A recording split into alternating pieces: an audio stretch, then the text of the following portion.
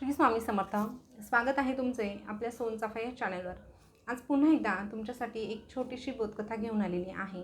आता ही बोधकथा काय शिकवणारी आहे हे तुमच्या तर कथा ऐकल्यावर लक्षात येणारच आहे. अगदी थोडक्यात तरीही सांगते. बऱ्याचदा होतं काय की आपण आपले प्रयत्न करून थकून जातो. ठीक आहे, आपण आता मनुष्य आहोत तर आपला तो स्वभाव आहे की थोडेसे प्रयत्न करतो आणि थकतो आणि नंतर देवाला म्हणजे देवावर बोट उचलतो की काय मी एवढे प्रयत्न करतो पण देव काही साथ देत नाही आणि मग प्रयत्नही सोडतो आणि देवावर विश्वास ठेवूनही सोडतो.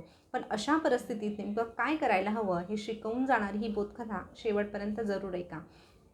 तर कथा जी आहे ती श्रीकृष्णाची आणि अर्जुनाची आहे. आता श्रीकृष्ण आणि अर्जुन कोण असं कोणीही विचारणारं नाही, कारण हे दोन नावं हे प्रत्येकाला अगदी लहान मुलांना देखील माहिती आहे. तर तेव्हाचीच ही कथा आहे. तर द्रुपद राजाने द्रौपदीचा विवाह सोहळा ठेवलेला होता. आता त्यावेळेस जे पांडव होते, जे 5 पांडव होते ते ब्राह्मण वेशामध्ये राहत होते आणि ह्या द्रौपदीच्या विवाहासाठी ब्राह्मण वेशामध्येच हे 5 पांडव त्या ठिकाणी सामील झाले. आता तिथे श्रीकृष्णही आलेले होते. श्रीकृष्णाने ह्या 5 पांडवांना बरोबर ओळखलं की ते 5 पांडव आहे. आता द्रुपद राजाची अशी अट होती, द्रौपदीचं लग्न कुणासोबत होणार तर अशा योद्धासोबत होणार जो आता त्या ठिकाणी कसं केलेलं होतं की वरती मासा फिरत होता आणि खाली पाणी ठेवलेलं होतं. आता त्या माशाला मारायचं होतं. आता त्या माशाला मारणं हे प्रत्येकासाठी सोपं होतं, परंतु अट काय होती की खाली जे पाणी ठेवलेलं होतं त्या पाण्यामध्ये बघून तो वरचा मासा जो होता त्याच्या डोळ्यात बरोबर निशाणा लावायचा होता. आता तुम्ही सांगा हे किती अवघड आहे. आता कुठलाही योद्धा येईल तर त्या माशाच्या डोळ्यामध्ये बघून बाण म्हणजे निशाणा लावू शकत होता, परंतु अट तशी नव्हती. अट काय होती, वरती फिरणाऱ्या माशाला खाली पाण्यामध्ये बघायचं होतं आणि त्या पाण्यामध्ये बघून त्या डोळ्यावर निशाणा लावायचा होता. आता हे खूप अवघड होतं. भरपूर योद्धांनी प्रयत्न केला, परंतु प्रत्येकजण हरत चालले होते. प्रत्येकजण अपयशी होऊन जागेवर बसत होते. आता अर्जुन उठला. आता अर्जुन जेव्हा उठला तेव्हा श्रीकृष्णाने अर्जुनाला सांगितलं की तू तुझं काम अगदी चोखपणे कर आणि कशा पद्धतीने निशाणा लावायचा हे शिकवत होते. आता श्रीकृष्ण अगदी व्यवस्थित सांगत होते, तरीही अर्जुन श्रीकृष्णाला काय म्हणाला, सगळं जर मलाच करायचं आहे मग तुझी काय गरज आहे, असं जेव्हा अर्जुन श्रीकृष्णाला म्हणाला तेव्हा श्रीकृष्ण काय म्हणाले, तू तुझं काम अगदी प्रामाणिकपणे करण्याचं काम कर. त्याच्या पुढचं जे तुला शक्य आहे ते तू कर. जे तुला शक्य नाही, जे तुझ्यासाठी अशक्य आहे ते करण्यासाठी मी इथे आहे. फक्त मात्र तुझे प्रयत्न तू प्रामाणिक कर, एवढंच तुला करायचं आहे. आणि बरोबर जेव्हा अर्जुन पुढे जातो आणि बरोबर अर्जुन त्याचं काम करतो, डोळ्यावर निशाणा लावतो, परंतु ते जे हलणारं पाणी आहे किंवा तो जो मासा आहे त्याला स्थिर करण्याचं काम श्रीकृष्णाने केलं. बघा या ठिकाणी म्हणजे जे कोणीही करू शकत नव्हतं ते काम अर्जुनासाठी श्रीकृष्णाने केलं. आता श्रीकृष्णाने अर्जुनासाठीच का केलं, तर अर्जुन तेवढा प्रामाणिक होता. अर्जुन श्रीकृष्णाचा नातेवाईक होता किंवा मित्र होता किंवा भाऊ होता म्हणून केलं नव्हतं, तर अर्जुन तेवढा प्रामाणिक होता. अर्जुन सत्याच्या मार्गावर चालणारा होता आणि अर्जुन एक सत्य वचनावर म्हणजे चालणारा व्यक्ती होता. हे कृष्णाने पाहिलेलं होतं आणि त्याचे जे प्रयत्न होते ते पहिल्यापासून प्रामाणिकच प्रयत्न होते आणि म्हणून त्याच्या प्रयत्नांना साथ मिळावी म्हणून श्रीकृष्णाने अशा पद्धतीने अर्जुनाला मदत केली होती. आणि शेवटी आपल्याला तर ठाऊक आहे की अर्जुनाचा विजय होतो आणि त्यांचं लग्न होतं. आता ही एक कथा आहे छोटीशी. आता दुसरी जी घटना आहे ती महाभारतातील आहे. आता जयद्रथचा जेव्हा वध होणार होता तेव्हा देखील श्रीकृष्णाने अर्जुनाला कशा पद्धतीने साथ दिली, तर बघा हे तुम्हाला महाभारत बघितलं असेल तर तुम्हाला ठाऊक असेल. जेव्हा जयद्रथचा म्हणजे त्याला मारायचं होतं तेव्हा श्रीकृष्णाने काय केलं की जो सूर्य होता त्याला थोडा वेळासाठी झाकलं होतं.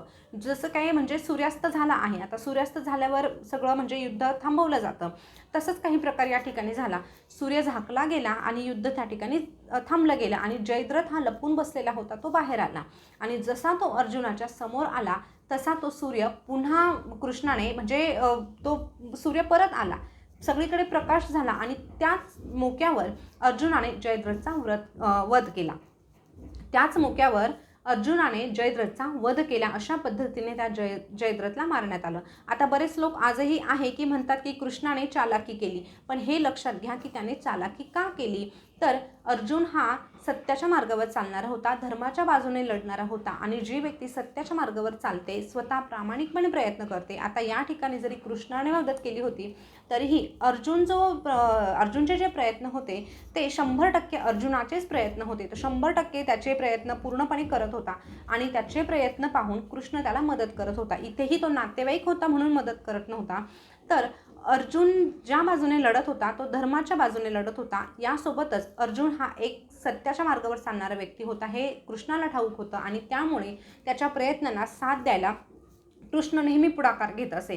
तर ह्या छोट्याशा ज्या 2 बोधकथा मी तुम्हाला सांगितल्या किंवा हे जे 2 उदाहरणं दिले, ह्या दोन्ही उदाहरणावरून आपल्याला देखील एकच बोध घ्यायचा आहे की आपल्याही बाबतीत असंच होतं की आपण प्रयत्न करून थकतो, पण आपल्याला प्रयत्न करून थकायचं नाही. आपल्याला जर ठाऊक आहे ना की मी प्रयत्न करत आहे, तर आपल्या प्रयत्नांना यश द्यायचं की नाही हे सर्वस्व तुम्ही देवावर सोडून द्या. हे सर्व तुम्ही जेव्हा देवावर सोडणार आहात तेव्हा त्या देवाला तुमची मदत करायलाच लागणार आहे.